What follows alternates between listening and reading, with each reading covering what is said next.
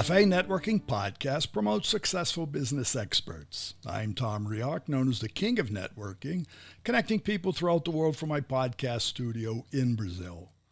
Joining us today from Sarajevo, Bosnia and Herzegovina, is Adi Behlulovic, founder and CEO at ScaleUP, specialist in full-cycle product development, guiding clients through all software development project phases. From project discovery to the actual product launch. Services include UI, UX design, software development, quality assurance, and startup advising. So Adi, what is the main characteristic of a successful founder? Hey Tom, thanks for having me here. I'm glad to be here. First of all, thanks for the intro. Also, great question.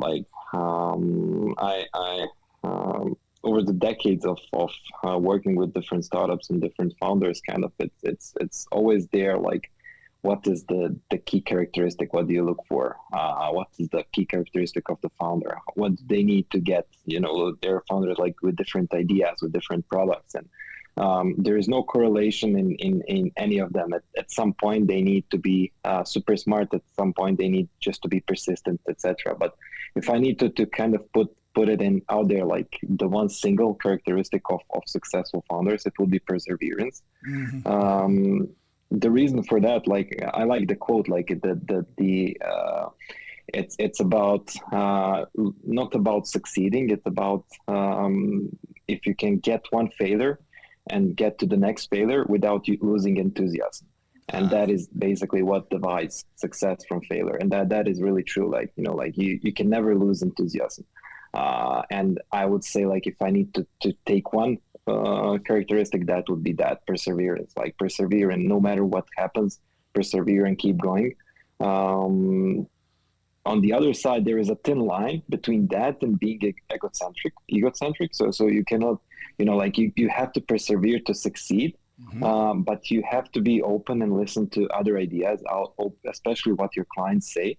And be welcome to pivot your product. Like, don't lose sight of the objective of the goal of the product, but the road to take you there, right, it is basically navigated by your users. So you need to be perseverant, but you really need to be open to and listen to your feedback from customers, from people around you, from developers on your product if you're building digital development products, and getting all of that feedback, and then formulating that and making that choice of where to go based on that feedback. And no matter the road that you choose, you're always going to have a failure in every aspect of your business. So this is why that perseverance is key. Always to that point, see, you've played both sides of the table. You're a founder yourself, so you know what persevering means. You know what success is because you are, but you also know failure. But to that, now your clients, obviously, most of them are founders. They're starting up, right?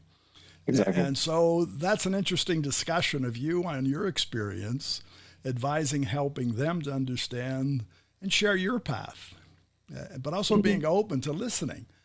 Because if they're not, they can be as perseverant as they want, but if they don't listen, it doesn't go anywhere. Yeah, for sure. Like even before ScaleUp, like with ScaleUp, we as you said, like, we are assisting other founders. We are building the products with them. But before ScaleUp, I had two of my own startups where basically I had my own products, and both of them failed exactly because I wasn't perseverant enough, basically to think about positively about the product when headaches come, when failures come. And kind of it was really early, like it was maybe 15 years ago. I was just starting out and kind of I didn't have mental capacity to cope with all of those failures. Like one failure, okay, the second failure, okay, then there's one client that cancels contract, okay, that is small failure, but they added up, and then basically I said, okay, I ditched both startups at the point where I should have basically just continued double down on the startups. So that kept me going with ScaleUp as well, knowing that what happened before.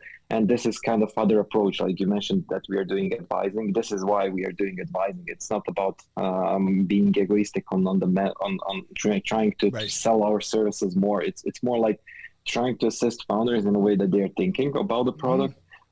And helping them through the perspectives of ourselves and other founders that we work with that failed, right? So if you can learn on other people failing, that's even better, So this is what we are doing as well with that startup advising. We're assisting with monetization strategies, with business strategies, general advising about the road to take with the startup. I saw that on your video on your site. Actually, you have a team, and you have that team set up with different specialties.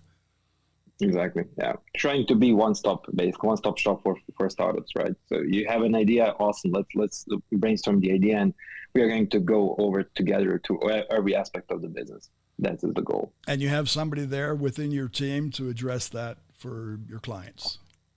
Yeah, exactly. Like we have multiple roles. So obviously, our tech stack is tech side of the business is the core of our services.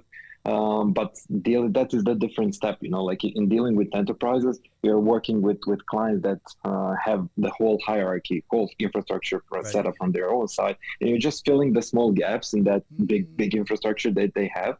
When you're dealing with startups, essentially you need to build the entire infrastructure around startups. So it's not only giving them developers, it's more like giving them designers and making design together with them, then doing the development, assisting with legal issues if we have our own legal experts that can assist. If they are troubling with monetization strategy, we have our own financial experts that can jump in and basically hop on the calls and talk with them and talk through the strategies, etc. So truly trying to be one-stop shop for the founders. That is the goal. And where is your client base? You say on your site, you're the center of Europe. How far is your reach? It's like in digital world, we work with everyone, but like majority of our clients are from Nordics, Denmark, Sweden, Norway, Finland. And the other aspect is USA. We have a lot of clients from USA. Atlanta, Los Angeles, Washington are only one of the cities or states that we are working with. So I would say like Nordics and USA, it's where we have the most products that we have worked with and working at the moment. Very good. And your expectation for the future? Well, it's like the one thing leads to another. Like we started, our first client was from Sweden, and then how referrals work. So we had referrals from their own network, and it was mostly with Sweden, and then it slowly expanded through other Nordic countries. Then we had one founder that lived basically in Sweden and in USA as well. And then he introduced us to a couple of his friends from USA, and then we expanded the USA market as well. So if you ask me, like, where do we want to go? It's basically where the flow goes, right? Where the river goes, we are going to go. Where the flow is, be found and be heard, right? Exactly. Very good. Well, Adi, how can our listeners find you? Well, I'm pretty active on LinkedIn, so that is the place where I can basically answer any potential questions and I can assist in any way. I would say LinkedIn, just type in my name or a link and basically they can reach me. And if they want to get more information on the company itself and what we do, it's our website, ScaleUp.ba. We are basically, there is majority of the information and a couple of projects that we have done, we put there as well. Very good. Well, thanks for sharing. Awesome. Thank you, Tom. And again, for our listeners, you can find more information. It's Adi Behlulovic. It's ADI, the first name, the last name, BEHLULOVIC. You find him on LinkedIn and also his site, ScaleUp.ba. ScaleUp.ba. Cafe Networking is brought to us by Focus MI Market Intelligence, an agricultural market research specialist in Brazil. More information at their site, focusmi.com. Talk to Tom, talk to the world. Thanks for listening. Until the next time here at Cafe and Networking Podcast.